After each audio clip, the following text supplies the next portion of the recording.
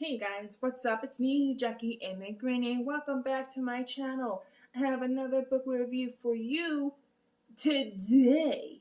And this time, I'm actually trying not to do this, but I'm technically doing two book reviews in one because it is a duology. Now, the book I want to talk about today, is Evalene's Number and Pearl's Number. This duology is a sci-fi dystopian with a dash of religion. And this was a really cool series. So now I'll just start off with the book. I'll summarize the second book because I don't want to spoil too much for the second book. Evalene's Number is about a young girl whose life falls apart after she gets her number.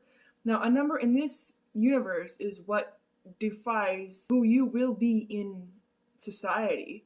Now, before this numbering ceremony, Evelyn Vanderis, the main protagonist, lived a life of luxury with her father, from having a nanny to having things at her in her hand, at her beck and call. She had it all. She was basically like a basic rich kid, pretty much.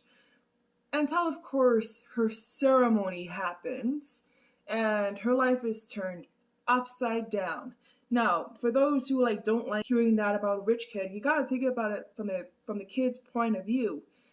That life of luxury is the only life they grew up with. It's the only life they know. So to have everything ripped away in one day,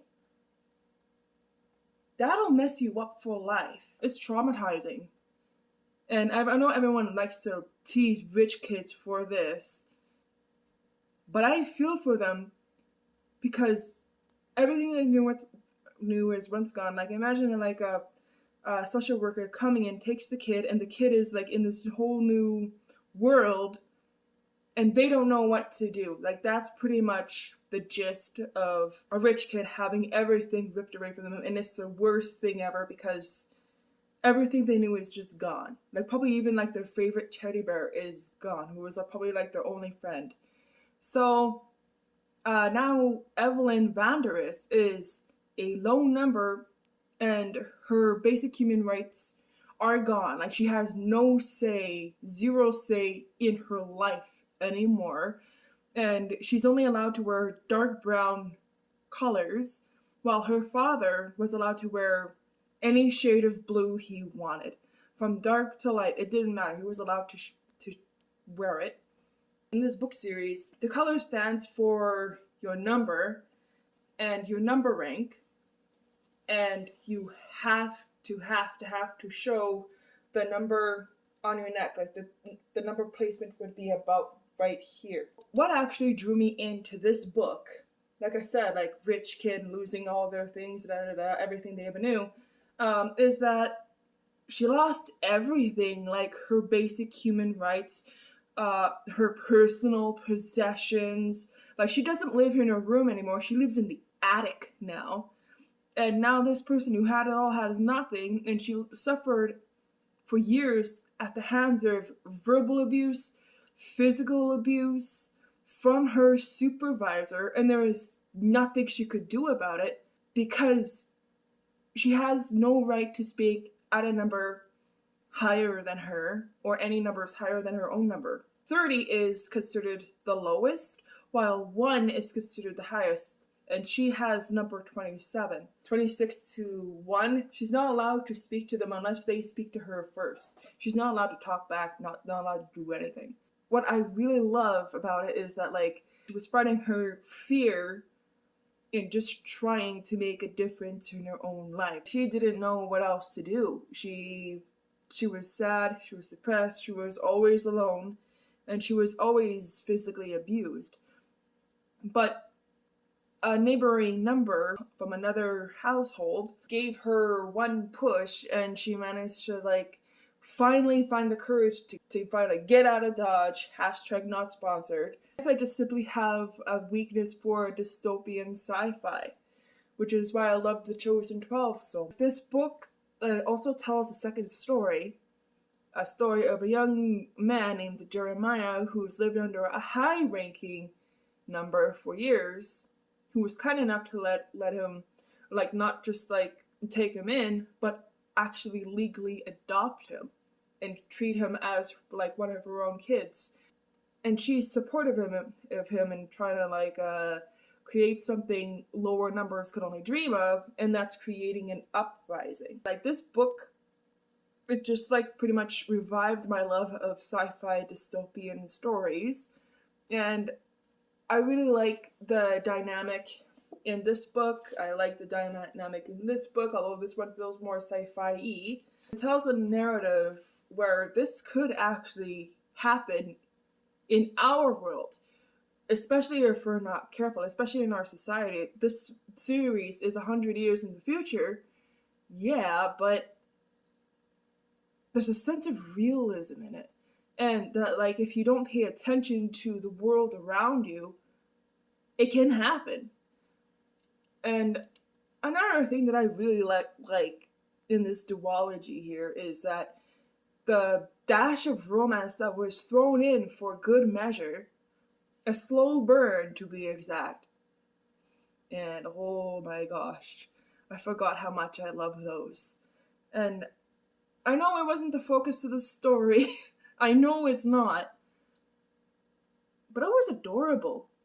Jeremiah and Evalene, yes please. They were adorable that I had to reread the series just to see it again. This budding romance was actually what prompted me to get the second book, and the second book is even better than the first book. I'm gonna try not to spoil anything because it is the second book in the series, but the franchise as a whole is great. And I was hoping Bethany Atazadeh, the author of this book, was going to make a third one. But no, like, this duology is all I have of the franchise. Sad face. Like, and the book franchise wasn't even pretentious. It wasn't show-offy. And the world building was great. A lot of it was well-timed. There was no info dumping. It just had, like, the right amount. Just the right amount. Just the right amount that, like, teaches you about what the world is.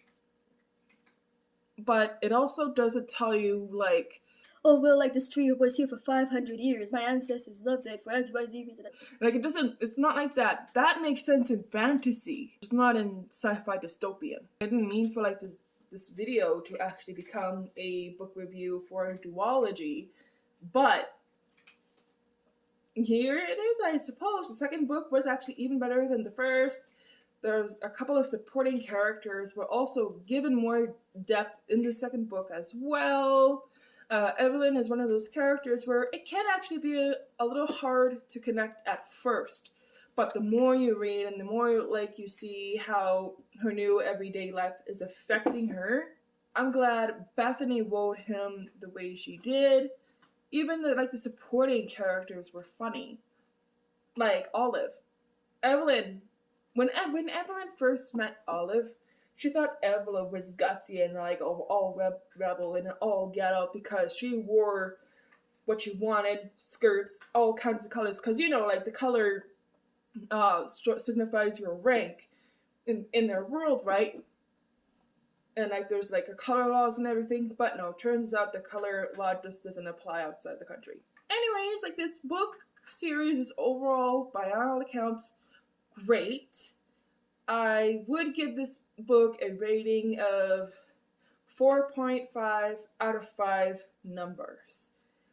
Yes, I realized that I wrote that part down and I didn't realize for it to sound like that, but yeah, here it is.